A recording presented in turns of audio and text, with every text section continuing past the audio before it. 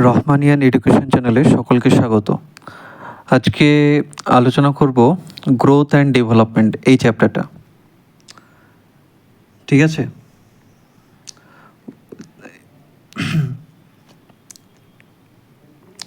আজকে আমরা কি বললাম যে গ্রোথ অ্যান্ড ডেভেলপমেন্ট এই চ্যাপ্টারটা পড়ব। এই চ্যাপ্টার থেকে প্রায় সব কম্পিটিটিভ এক্সাম, বিশেষ করে টেট, সিটেট এই পরীক্ষাগুলোতে কোশ্চেন আসে এখান থেকে। ঠিক আছে, শুধুমাত্র পরীক্ষার জন্যই নাই, একজন ভবিষ্যৎ শিক্ষক হিসাবে এই চ্যাপ্টারটা জানা খুবই জরুরি আমাদের। কারণ একজন শিক্ষককে জানতে হবে একটি শিশু কিভাবে বড় হয়, কিভাবে শেখে, কিভাবে তার চিন্তাভাবনা, তার আচরণ এবং তার ব্যক্তিত্বের পরিবর্তন হয়। ঠিক আছে, তাহলে কি একটা শিশু কিভাবে বড় হয়, শিশুটা কিভাবে শেখে, তার চিন্তাভাবনা, আচরণ এবং ব্যক্তিত্বের কেমন পরিবর্তন হয়, এগুলো তো জানা দরকার, তাই না? প্রথমে একটা প্রশ্ন ভাবো যে 2 বছর আগে তোমরা যেমন ছিলে, আজও কি ঠিক তেমনই আছো? নিশ্চয়ই না। কারো উচ্চতা বেড়েছে, কারো ওজন বেড়েছে, আবার কারো চিন্তাভাবনা, তারপরে কথা বলার ধরন, আত্মবিশ্বাস, কারো দায়িত্ববোধ বেড়েছে। এগুলো হয়েছে, এগুলো বেড়েছে, ইমপ্রুভমেন্ট হয়েছে। অর্থাৎ মানুষের জীবনে 2 ধরনের পরিবর্তন ঘটে। ওকে, যে পরিবর্তন শরীরের আকার আকৃতি, উচ্চতা, ওজন ইত্যাদিতে দেখা যায়, যে পরিবর্তন শরীরের আকার আকৃতি, উচ্চতা, ওজন এই সমস্ত জিনিসে দেখা যায়, এক কথায় যেটাকে মাপা যায়, মেজারেবল, তাকে বলা হয় গ্রোথ। যে জিনিসটাকে মেজার করা যায়, মাপা যায়, যেমন হাইট মাপা যায়, ওয়েট, সাইজ, বডি শেপ, ঠিক আছে, এগুলোকে মাপা যায়। এক কথায় গ্রোথ হচ্ছে একটা কোয়ান্টিটিভ পরিমাপযোগ্য বিষয়। আর যে পরিবর্তন মানুষের শারীরিক, মানসিক এবং বুদ্ধিবৃত্তিক, মানে বুদ্ধি দিক থেকে, আবেগের দিক থেকে, সামাজিকভাবে এবং নৈতিক দিক থেকে সার্বিক একটা উন্নতি ঘটায়, সেইটাকে বলা হচ্ছে ডেভেলপমেন্ট বা বিকাশ। তাহলে বিকাশটা কি বললাম? যে পরিবর্তন মানুষের শারীরিক পরিবর্তন ঘটাচ্ছে, শারীরিক উন্নতি ঘটাচ্ছে, শারীরিক মানে ফিজিক্যাল উন্নতি, improvement, mental improvement, cognitive improvement, emotional improvement, social improvement, moral improvement, এই সমস্ত ইমপ্রুভমেন্টগুলো যখন ঘটবে তখন সেটাকে আমরা ডেভেলপমেন্ট বলবো।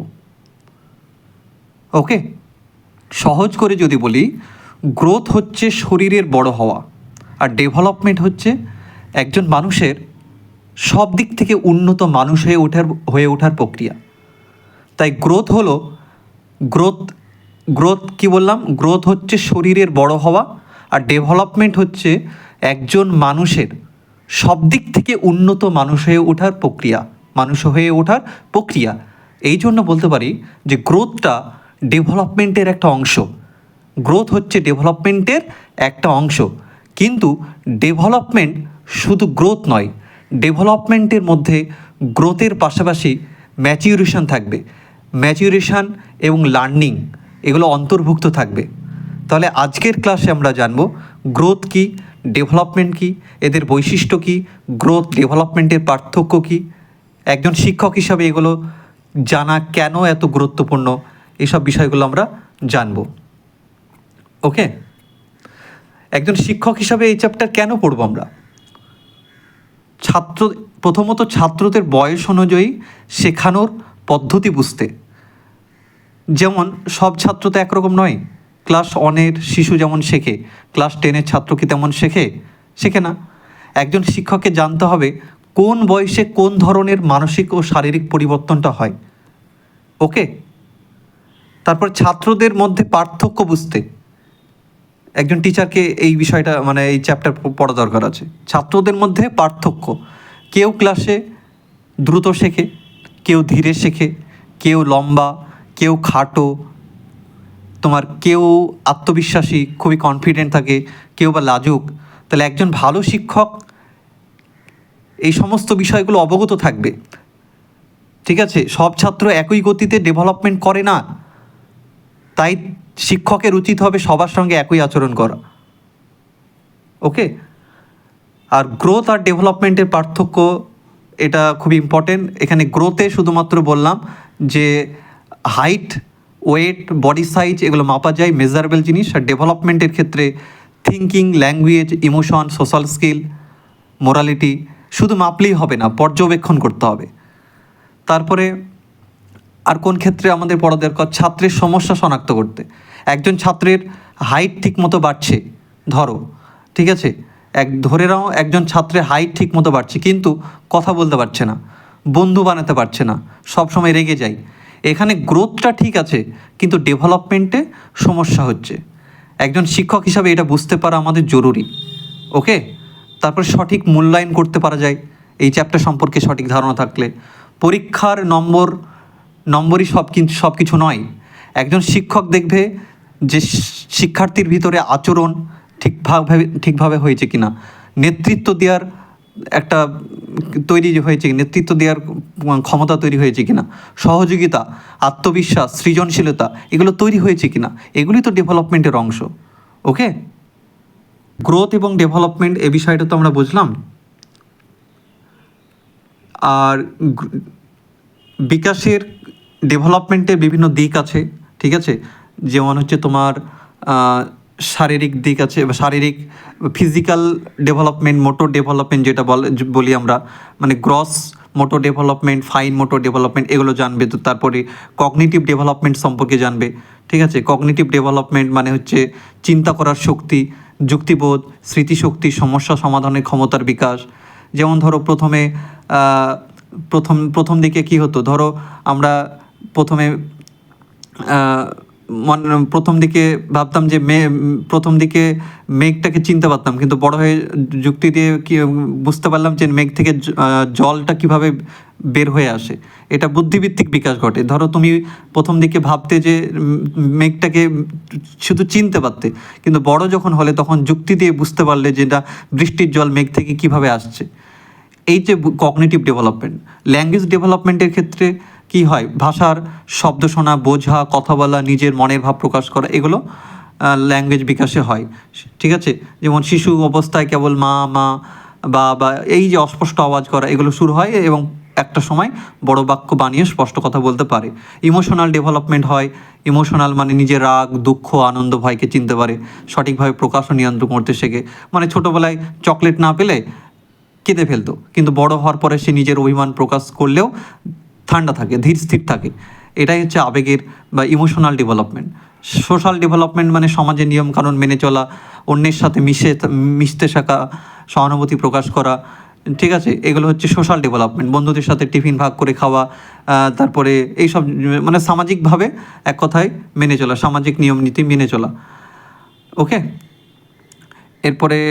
এরপরে বিকাশকে, ডেভেলপমেন্টকে বিভিন্ন জিনিস প্রভাবিত করে, হেরিডিটি প্রভাবিত করে, বায়োলজিক্যাল বিভিন্ন ফ্যাক্টর আছে, ইন্টেলিজেন্স, ইমোশনাল ফ্যাক্টর আছে, হ্যাঁ, তারপরে সোশ্যাল নেচার, এগুলো সব প্রভাবিত করে। বংশগতি, মা বাবার থেকে জিনের মাধ্যমে যে বৈশিষ্ট্যগুলো শিশু পায় সেগুলোর মাধ্যমে বিকাশ, ডেভেলপমেন্ট প্রভাবিত হয়।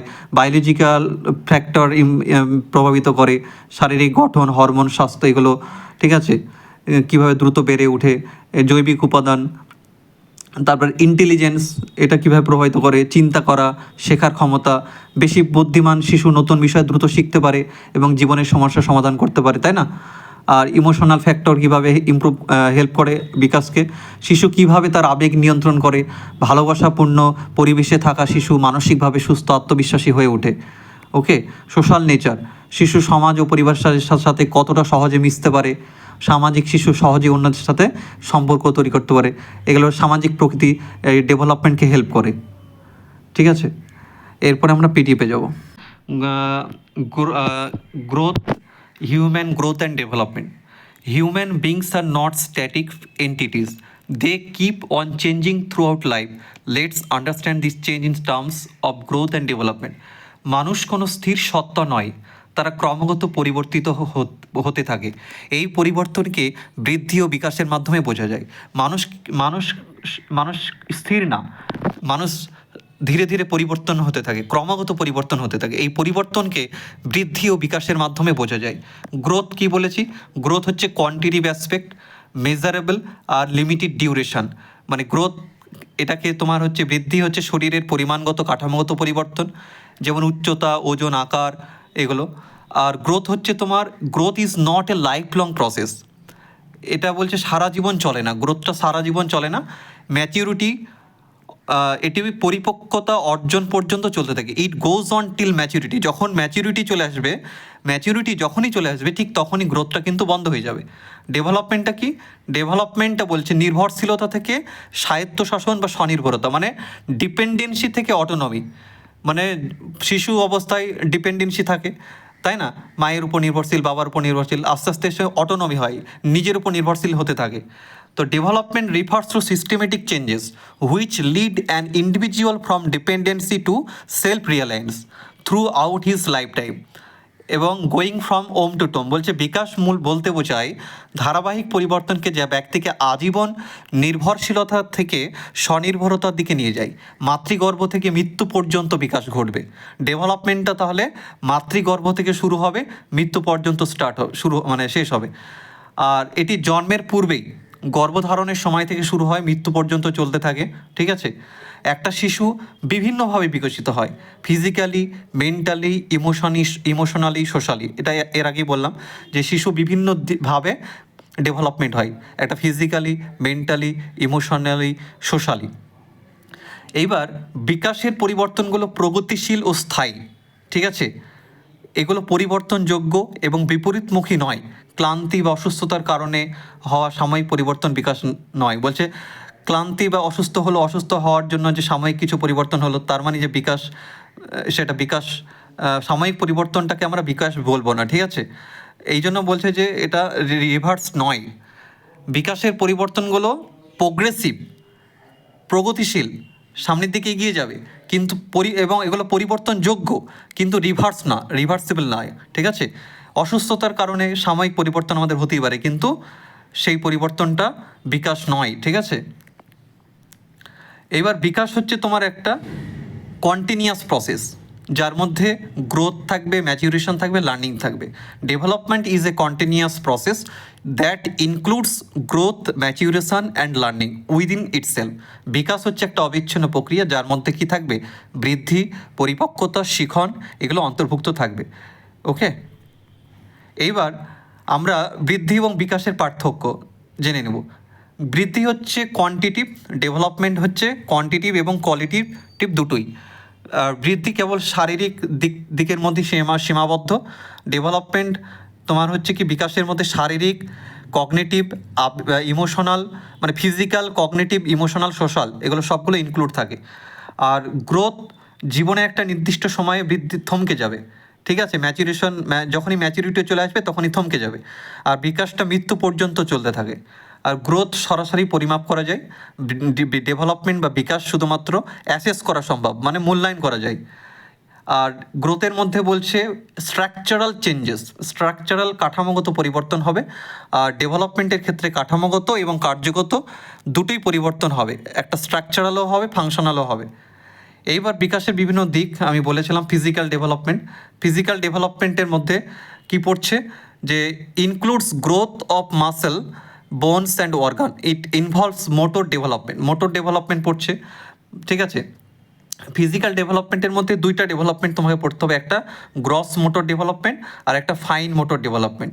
গ্রস মানে হচ্ছে তোমার যেগুলো বড় পেশির ব্যবহার হবে, যেমন বসা, হাঁটা, দৌড়ানো, এগুলোর ক্ষেত্রে বড় পেশি আমাদের ইউজ হবে, যেমন সিটিং, স্ট্যান্ডিং, ওয়াকিং, রানিং, এগুলোর ক্ষেত্রে গ্রস মোটর ডেভেলপমেন্ট। ঠিক আছে? Involve large muscle. ফাইন মোটরটা হচ্ছে ছোট পেশির ব্যবহার হবে, যেমন লিখতে গেলে, আঁকতে গেলে, কিছু ধরতে গেলে, এগুলো হচ্ছে ফাইন মোটর ডেভেলপমেন্ট হয়। Involve small muscle specially in the hand finger. এক্সাম্পলে বলা হচ্ছে রাইটিং, ড্রয়িং, থ্রোয়িং, গ্রাসিপিং। ঠিক আছে? নেক্সট হচ্ছে তোমার কগনিটিভ অর ইন্টেলেকচুয়াল ডেভেলপমেন্ট, চিন্তাভাবনা, তারপরে কল্পনা, সমস্যা সমাধানের ক্ষমতার বিকাশ ঘটবে, ভাষাগত বিকাশ ঘটবে, ভাষা শেখা, বোঝা এবং সেটা ব্যবহার করার ক্ষমতা অর্জন হবে। ইমোশনাল ডেভেলপমেন্টে বলছে নিজের আবেগকে চিনতে পারবে, প্রকাশ করতে পারবে, নিয়ন্ত্রণ করতে শিখবে। এটা ইমোশনাল ডেভেলপমেন্ট, নিজের ইমোশন, রাগকে নিয়ন্ত্রণ করতে শিখবে। সোশ্যাল ডেভেলপমেন্ট হচ্ছে সামাজিক বিকাশ, সমাজের নিয়ম এবং মূল্যবোধের সাথে নিজেকে মানিয়ে নিতে পারবে, সামাজিক হতে পারবে এবং একে অপরের সাথে মিশতে পারবে। এই সোশ্যাল ডেভেলপমেন্টটা হলে সে সামাজিক হতে পারবে, এক কথায় সকলের সাথে মিশতে পারবে। মোরাল ডেভেলপমেন্ট হচ্ছে নৈতিক বিকাশ, মানে রাস্তাতে ধরো কিছু একটা পড়ে আছে, কাটা পড়ে আছে, সেটাকে তুমি রাস্তার সামনে দিয়ে হাঁটছো, হাঁটতে হাঁটতে কাটা থেকে তুমি এক পাশে সরিয়ে দিলে, এই যে ডেভেলপমেন্টটা হচ্ছে এটা নৈতিক ডেভেলপমেন্ট, মোরাল ডেভেলপমেন্ট। ওকে, এবার আমরা বিকাশের নীতিগুলো জানবো।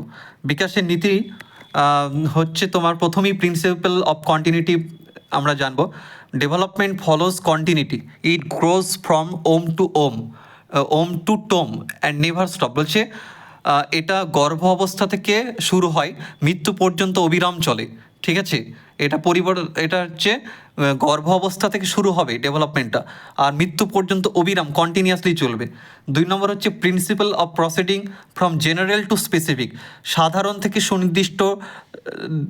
সুনির্দিষ্ট নীতি। এটা বলছে যে শিশু প্রথমে সাধারণ প্রতিক্রিয়া দেখায়, পরে নির্দিষ্ট অঙ্গের মাধ্যমে সুনির্দিষ্ট প্রতিক্রিয়া ব্যক্ত করে। যেমন শিশু কি করে, কান্নাকাটি করে, ঠিক আছে, কান্নাকাটি করে। এবার একটু যখন বড় হবে তখন কি হবে, কান্না, যখন সে শিশু কান্না করবে তখন দুলতে থাকে, দুলে দুলে কান্না করে।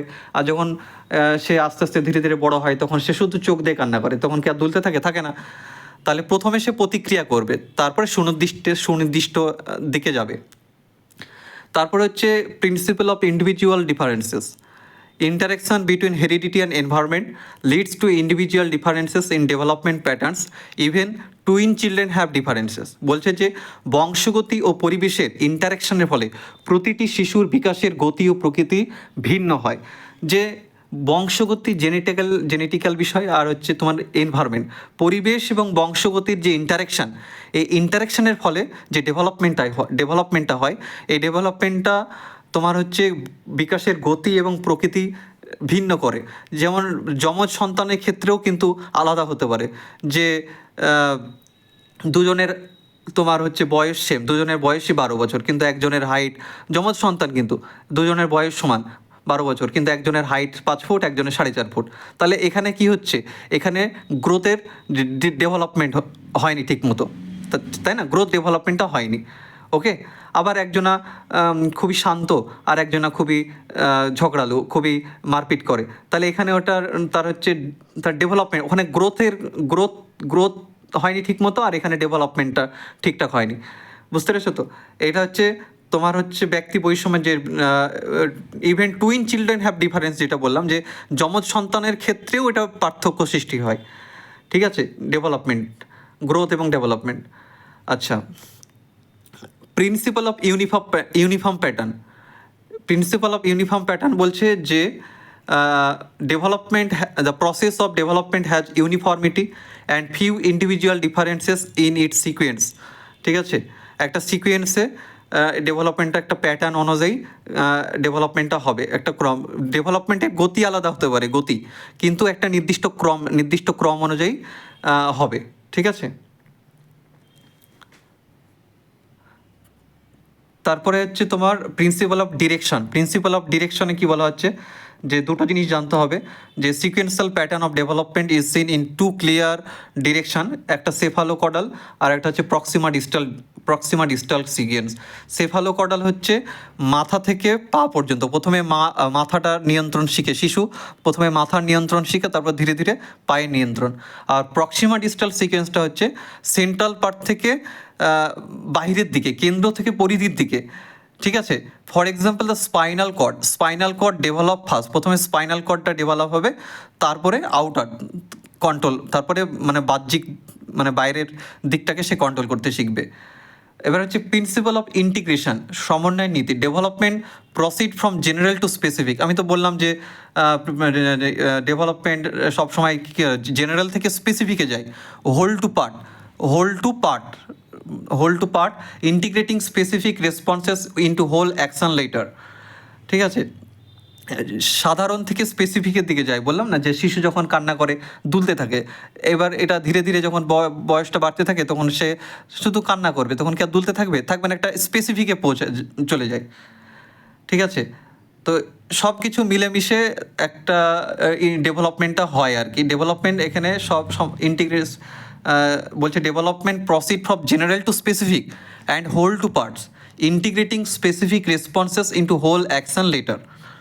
প্রিন্সিপাল অফ ইন্টার রিলেশন মানে পারস্পরিক সম্পর্কের নীতি, মানে প্রত্যেকটা ডেভেলপমেন্ট একে অপরের উপর নির্ভরশীল, ফিজিক্যাল, মেন্টাল, সোশ্যাল, ইমোশনাল, প্রতিটা ডেভেলপমেন্ট একে অপরের উপর নির্ভরশীল। ঠিক আছে, principal of spiral versus linear development, development does not proceed on a straight line, it goes back and forth. A child makes advancement, then takes rest to consolidate development and then moves forward again. বলছে development সরলরৈখিক নয়, এটা হচ্ছে সর্পিল। ঠিক আছে, মানে সরলরেখা বরাবর যাবে না, প্রথমে তোমার হচ্ছে কি এটা সর্পিল আকার, মানে স্পাইরাল। ওকে, প্রথম কিছু মানে এরকম বিষয়টা বুঝিয়ে দিচ্ছি। ধরো প্রথমে বাচ্চা কি হয়, প্রথমে ধরো একটা কিছু শব্দ শিখলো, শব্দ শেখার পরে কি হয়, বাচ্চাটা শব্দ শেখার পরে সে শব্দটা কিছুদিন ধরে আত্মস্থ করে, কনসলিডেট করে, তারপরে আবার নতুন কিছু শিখে। এই বিষয়টাকে বোঝানো হচ্ছে যে এটা স্পাইরাল, লিনিয়ার না, মানে সরলরৈখিক না। এবার আমরা কিছু ফ্যাক্টর ইনফ্লুয়েন্সিং ডেভেলপমেন্টকে যেটা ইনফ্লুয়েন্স করে, প্রভাবিত করে, সেটা হচ্ছে development is equal to heredity into environment. এটা মনে রাখবা যে development is equal to heredity into environment, যে ডেভেলপমেন্ট হচ্ছে হেরিডিটি এবং এনভায়রনমেন্টের ইন্টারেকশনে ডেভেলপমেন্টটা তৈরি হয়।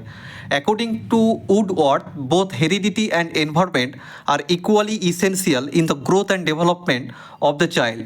Individual is the result of multiplication between nature and nurture. হেরিডিটিটা হচ্ছে নেচার, হেরিডিটিটা কি নেচার, আর এনভায়রনমেন্টটা হচ্ছে নার্চার। ঠিক আছে, হেরিডিটি হচ্ছে নেচার, বংশগতি যেটা নেচার, আর এনভায়রনমেন্টটা হচ্ছে নার্চার, পরিবেশ থেকে যেটা, এটা মনে রাখবে। Total of biologically acquired factors inherited from parents, the zygote has 46টা ক্রোমোজোম, 23টা করে pair. Heredity sets the limit of development. Environment বলছে includes all aspect of the surroundings expects one's gene, যেমন এখানে nutrition, social nature, emotional factor, intelligence, psychological condition, early stimulation. ঠিক আছে, environment হচ্ছে পরিবেশ আর হেরিডিটিটা হচ্ছে বংশগতি। এইবার আমরা ডেভেলপমেন্টের স্টেজ জানবো। প্রথমেই আমরা জানবো প্রি ন্যাটাল পিরিয়ড, তারপরে ইনফ্যান্সি, তারপরে আর্লি চাইল্ডহুড, তারপরে লেটার চাইল্ডহুড, তারপরে অ্যাডোলেসেন্স। ওকে, অ্যাডোলেসেন্স আমরা এই কটা স্তর জেনে নেব। প্রথমে হচ্ছে প্রি ন্যাটাল পিরিয়ড। এই স্তরটা হচ্ছে বাচ্চার বয়স যখন 9 মাস 40 সপ্তাহ, জন্মের আগে। ঠিক আছে, জন্মের আগে 9 সপ্তাহ, 9 সপ্তাহ না, 9 মাস 40 সপ্তাহ, এইটাকে বলছে প্রি ন্যাটাল পিরিয়ড।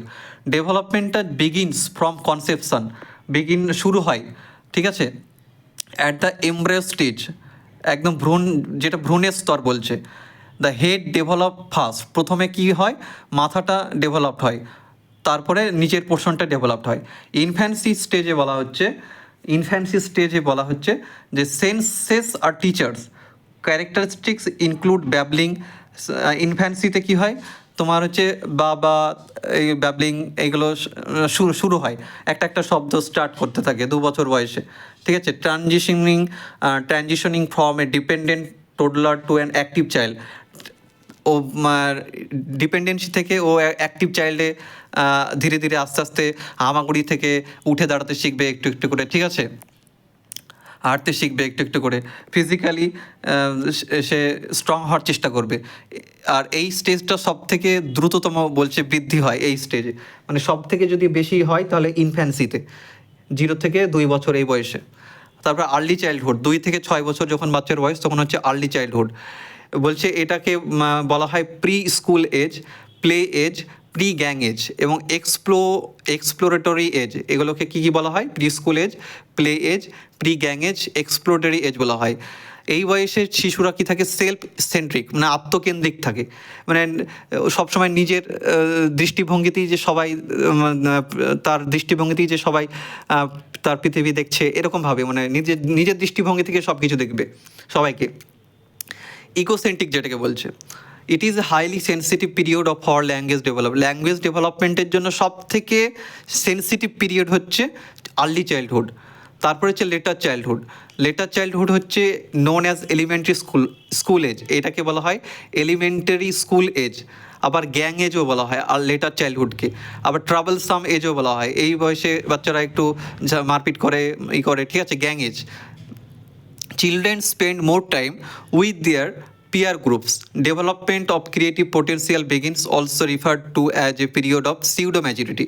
মানে এই বয়সে একটা ছদ্মবেশী একটা ম্যাচুরিটি তৈরি হয়, মানে বড়দের মতো আচরণ করে, মানে ছদ্মবেশী পরিপক্কতা, যেটা মানে সিউডো ম্যাচুরিটি মানে হচ্ছে যে ম্যাচুরিটি আসেনি কিন্তু তবু বড়দের মতো একটা আচরণ সে দেখায়, ঠিক আছে। এটা অ্যাডোলেসেন্সটাকে বলা হয় হচ্ছে কৈশোরকাল, যেটাকে পিউবার্টি বলা হয়। অ্যাডোলেসেন্সটাকে কি বলা হয়? পিউবার্টি বলা হয়, যখন বাচ্চার বয়স 12 থেকে 19 বছর। এই বয়সটাকে বলা হচ্ছে স্ট্রেস অ্যান্ড স্টর্ম। এটা কে বলেছিল? স্ট্যানলি হল বলেছিল এই বয়সটার, এই স্তরের নাম দিয়েছে স্ট্রেস অ্যান্ড স্টর্ম। আবার এই বয়সে বাচ্চারা আইডেন্টিটি ক্রাইসিসে ভোগে, ঠিক আছে। মানে বাচ্চা মানে আমি কে, আমি কি করব ভবিষ্যতে, কিভাবে কি করব না করব, মানে আইডেন্টিটি ক্রাইসিসে সে ভুগতে থাকে। এটা কে বলেছে? এরিকসন বলেছিল, Erikson. Most critical and transitional stage where a person transit from a child to an adult. বলছে এটা এমন একটা ক্রিটিক্যাল ট্রানজিশনাল স্টেজ যেখানে একজন পারসন ট্রানজিট করবে শৈশব থেকে অ্যাডাল্টে। ট্রানজিশনাল স্টেজ মানে শৈশব থেকে সে অ্যাডাল্টে ট্রানজিশন, মানে অ্যাডাল্টে রূপান্তর হবে। এই বয়সে অনেক স্ট্রেস যাবে, স্ট্রম হবে, ঝড় যাবে, ঠিক আছে। Adolescence face many social, biological and personal changes. এই বয়সে অনেক সোশ্যালি, বায়োলজিক্যালি, পার্সোনালি চেঞ্জেস হবে এবং সে লিডিং টু অ্যাডজাস্টমেন্ট প্রবলেমকে অ্যাডজাস্ট করতে শিখবে। অ্যান্ড বিকামিং এগ্রেসিভ মাঝে মাঝে সে এগ্রেসিভ হবে। Thought becomes more abstract and logical. এবং এই বয়সে এসে বাচ্চা অ্যাবস্ট্রাক্ট থিঙ্কিং করতে শুরু করবে, মানে অ্যাবস্ট্রাক্ট মানে বিমূর্ত চিন্তাভাবনা, কাল্পনিক ইমাজিনারি সব চিন্তাভাবনা শুরু করবে। লজিক্যাল থিঙ্কিং স্টার্ট করবে, লজিক্যাল চিন্তাভাবনা শুরু করবে, ঠিক আছে। এই হচ্ছে আজকের ক্লাস। যদি ক্লাসটা তোমাদের ভালো লাগে তাহলে তোমরা সকলে আমার এই চ্যানেলটিকে সাবস্ক্রাইব করে আমার পাশে থাকবে। সকলে ভালো থেকো, যে ভালোর শেষ নাই, সুখে থেকো, যে সুখের সীমানা নাই, এই অনন্ত শান্তির চিরন্তন প্রত্যাশায়। শুভ দুপুর।